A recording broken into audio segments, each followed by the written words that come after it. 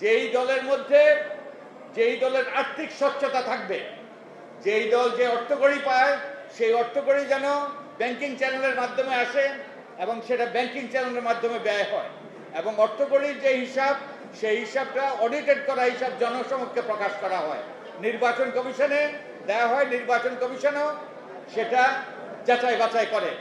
এবং সেই রকম দল যেই দলের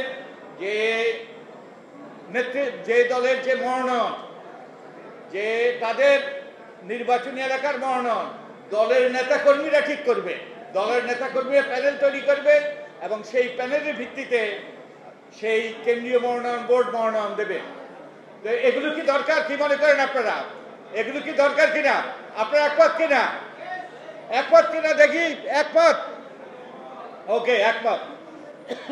তো আমি আশা করি নাগরিক ঐক্য, বাই দ্য ওয়ে, আমরা নির্বাচন ব্যবস্থা সংস্কার কমিশনের পক্ষ থেকে দলের নিবন্ধনের শর্ত হিসাবে এই সকল জিনিসগুলো বাধ্যতামূলক করেছি।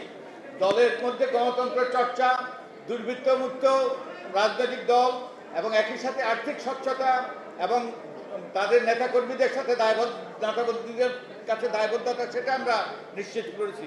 আর রাজনৈতিক দল যে গুরুত্বপূর্ণ ভূমিকা পালন করতে পারে, আমি এই কথা বলে শেষ করব যে আমরা যদি গত 15-16 বছরের দিকে তাকাই, যে ক্ষমতাসীন আওয়ামী লীগ যদি সত্যিকার অর্থে রাজনৈতিক দলের ভূমিকা পালন করত, তাহলে কিন্তু শেখ হাসিনা দানবে পরিণত হতে পারত না এবং আমাদের ইতিহাসটাই ভিন্ন হতো।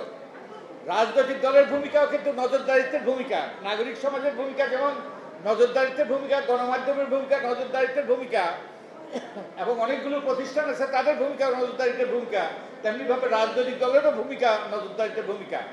যে আমি উদাহরণ দিয়ে বলছি যে 2009 সালে 2008 সালে যে নির্বাচন হলো, মনে আছে? আওয়ামী লীগ একটা নির্বাচন ইশতেহার দিয়েছিল, মনে আছে?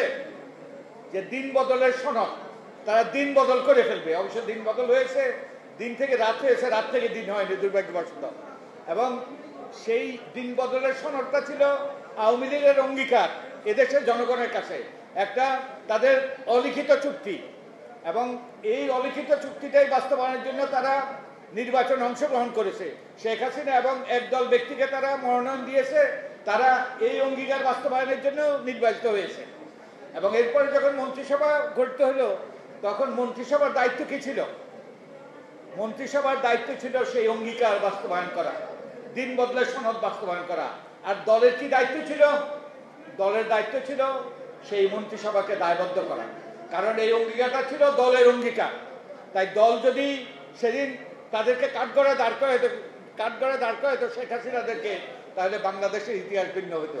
তো আমি আশা করি আপনারা যে 13তম প্রতিষ্ঠা বার্ষিকী এবং আপনাদেরকে আন্তরিক শুভেচ্ছা, একই সাথে আপনাদের প্রতি আহ্বান, আপনারা যেন সেই দলে পরিণত হন যেই দল সেই নজরদারিত্বের ভূমিকা পালন করবে, গণতান্ত্রিক দল হবে এবং একই সাথে স্বচ্ছ এবং তাদের নেতাকর্মীদের কাছে দায়বদ্ধ হবে।